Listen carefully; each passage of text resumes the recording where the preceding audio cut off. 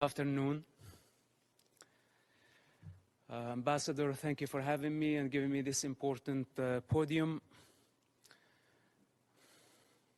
Such a difficult situation.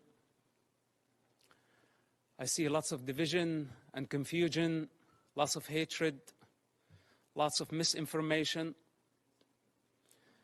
And everybody speaks on behalf of the children and on behalf of the innocent. But I am not sure about their real intention. But today I can speak on the authority of a Palestinian child, someone who grew up in that culture. Hamas' first crime against children in the Palestinian societies is not arming them or encouraging them to carry suicide bombing attacks. It's the religious, ideological indoctrination that I had to go through.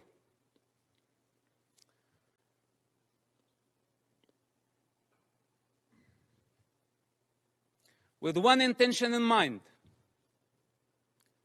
to annihilate the state of Israel. This is Hamas' primary goal. In this truth, there is no confusion.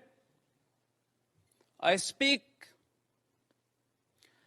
as first-hand witness on Hamas and their intention. My father is one of the founders of Hamas movement. I was there when Hamas was born. I was before Hamas was born.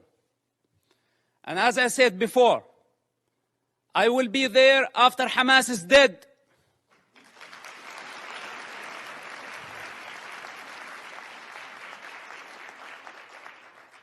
I am not a part of propaganda. I don't work for nobody. I only represent myself. And on this authority, I speak. So don't be mistaken. And take my words very carefully. Hamas is committing a crime against this generation and the next generations to come. So blaming Israel is not going to solve the problem. Imagine a 10-year-old child. When I disobeyed Hamas, I was tied up to a post and I was whipped by Hamas top leader. And I don't want to mention his name because he's not worthy. With an electric cable. Every lash, I lost my breath. Until I lost my consciousness. My father was in prison at that time. And this leader thought that he was my mentor. This is Hamas discipline. This is how they wanted me to be. To become a violent savage like them. And the very basic intelligence of a child, when I felt that was not natural, it wasn't. But I had still to go to the mosque to please my mother and please my father and obey this type of monsters. I hate to talk about my personal struggle. And I hate to be in a position to be at defense. He also don't like to be at defense. Because this is what Hamas did to Israel on October 7th. They put all of us at defense. But this doesn't mean that we are not going to win the war.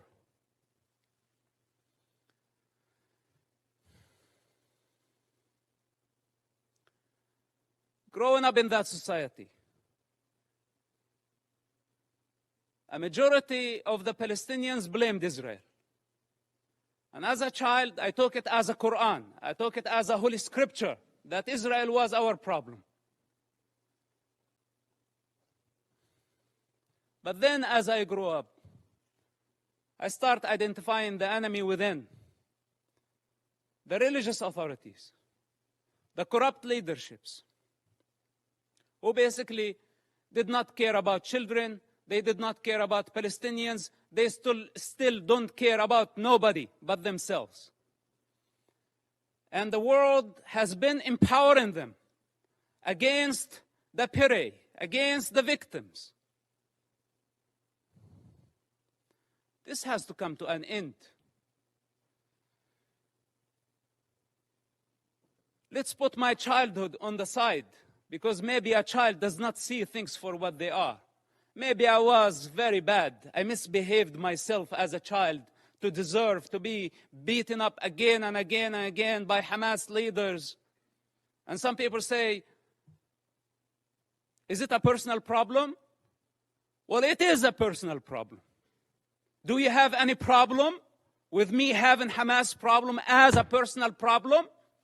It is a personal problem. And I swear I will not die before I see Hamas dead. Can I make this a goal to my life?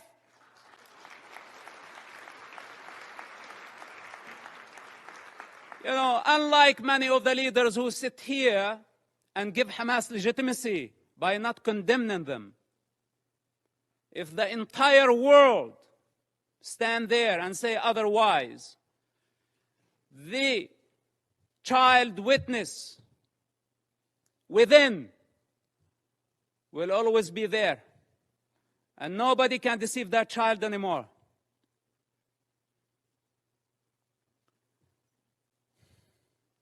Then, as I grew up, I become the Hamas or the Islamic student movement president in our town. And I became part of the movement. It's just out of the love for my father and our family. I had no other choice, which somehow led me to imprisonment at the age of 18, just a few weeks after my 18th birthday. May 28th, 1996.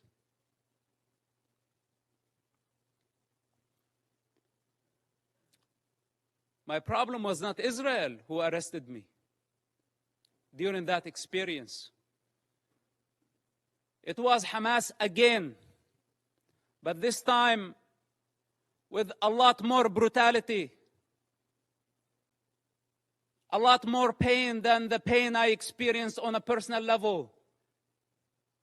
In prison, Hamas tortured and killed hundreds of Palestinian prisoners, Hamas members, because Hamas had suspicion that they were collaborating with the State of Israel. I spent 16 months in that first arrest among Hamas leaders. What was called Al-Majd, Hamas security wing, for those who don't know, this division of Hamas. This security wing, they brutally tortured people, putting needles under their fingernails, burning plastic on their bodies, putting off cigarettes in their skin. The screams of hundreds of prisoners over that period of time, how could I forget? And I don't wish for any of you to go through such experience to realize what type of monster we are dealing with. It's unfortunate that my father helped establish such an organization. And I don't mean to dishonor him. I love my father and I will always do. I'm not here to dishonor my people. I love my people.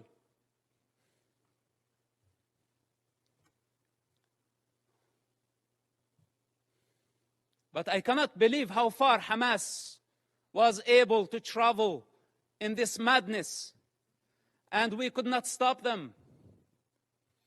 After I was released from prison, I made very hard choices.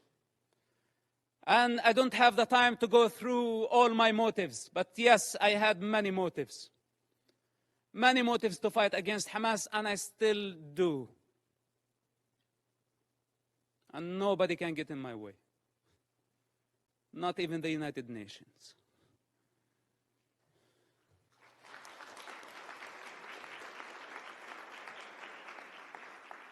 So the choices I made were against any rational mind. I ended up working together with the Israeli intelligence for 10 years. We had a common goal.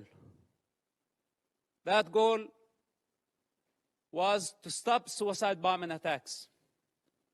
Hamas, for those who don't know, or those who have short memory,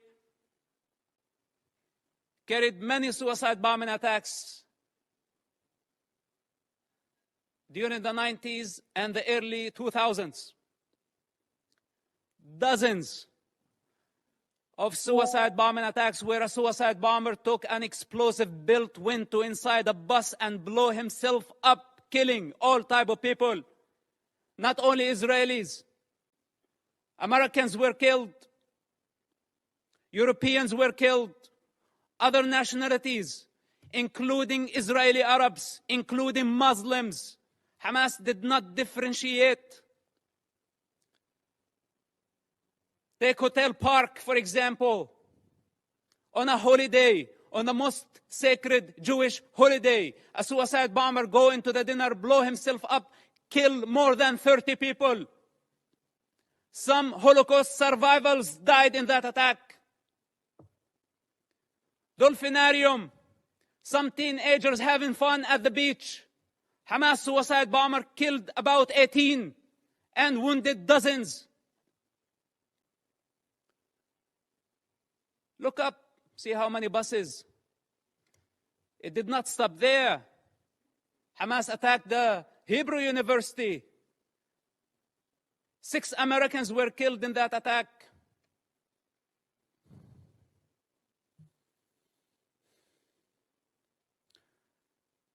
They targeted synagogues. They targeted everywhere. Knowing the Israeli retaliation, they invite violence. They love violence. Hamas, without chaos, cannot survive. It's their climate. This is where they thrive. When the peace process came, if you follow the history of Hamas and their development or their evolution, whatever you want to call it, Hamas, what sabotaged the peace process through suicide bombing attacks.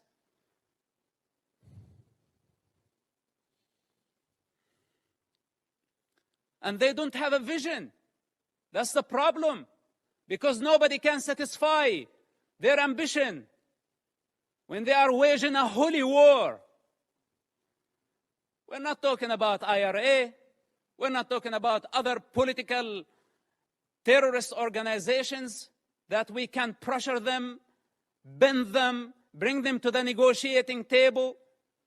We are talking about a religious group that does not believe in political borders, that wants to annihilate an entire race in order to build an Islamic state. I don't know what else can be said about this group. And I don't know why it's not obvious to everybody that the United Nations fail to condemn them.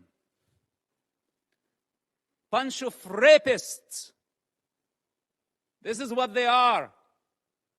Lower than animal consciousness.